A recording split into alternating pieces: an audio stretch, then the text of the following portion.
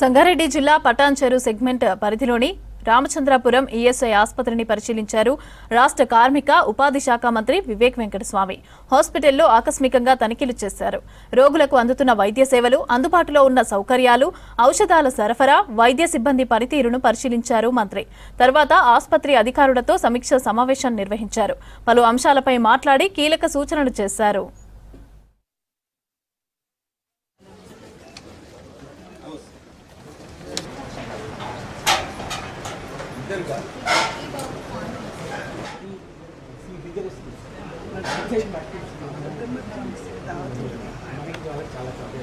General ward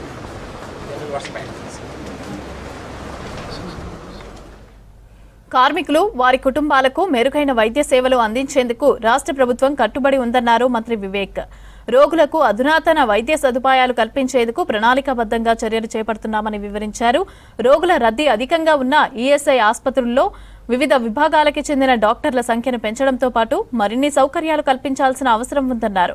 Ramachandrapuram ఈఎస్ఐలో రోగులకు మరింత మెరుగైన వైద్య సేవలు, అవసరమైన మందులు అందుబాటులోకి తీసుకురావడానికి ప్రత్యేక చర్యలు చేపడుతున్నామని తెలిపారు మంత్రి.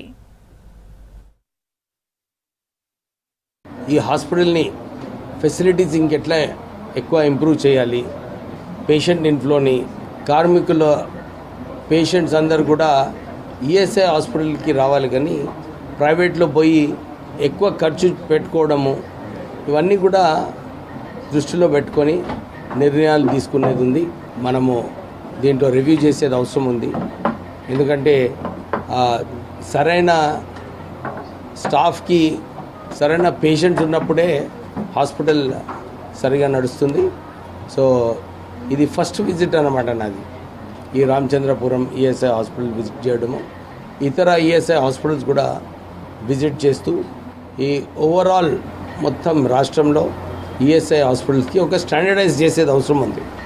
చాలామంది డాక్టర్స్ కూడా ఎవరైతే ఎక్కడైతే అవసరం ఉందో అలాంటి స్పెషలిస్ట్ కూడా అక్కడ పోస్ట్ చేయాలి. వీళ్ళందరికీ సరైన పేషెంట్స్ ఇన్ఫ్లో ఉన్నట్టు చేసేది అవసరం ఉంది. సో త్వరలోనే ఒక రివ్యూ పెట్టుకొని మా సెక్రటరీ గారికి అదే చెప్తున్నాము. ఒక రివ్యూ అవసరం ఉంది ఈఎస్ఐలో. రివ్యూ చేసి కార్మికులకు ఎక్కువ ఫెసిలిటీస్ ఇవ్వడానికి మేము ముందుకు వెళ్తాం. ఈ ఎలక్ట్రిక్ బిల్స్ ఎక్కువ వస్తున్నాయి, మనం సోలార్ కన్వర్ట్ చేసేది అవసరం ఉంది. ఇక్కడ ఫస్ట్ సోలార్ కన్వర్ట్ చేస్తాము.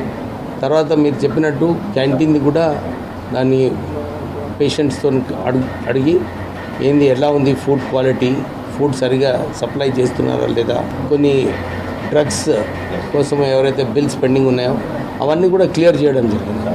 సో క్యాంటీన్ సప్లయర్స్ది కూడా ఇంపార్టెంట్, అవి కూడా నేను కనుక్కొని క్యాంటీన్ సప్లయర్స్ బిల్స్ కూడా క్లియర్ చేసి డెఫినెట్లీ దాన్ని చర్చించేది అవసరం ఉంది. బడ్జెట్లో ఏం చేయాలి, ఎందుకంటే Ramachandrapuram heart of the city అన్నమాట.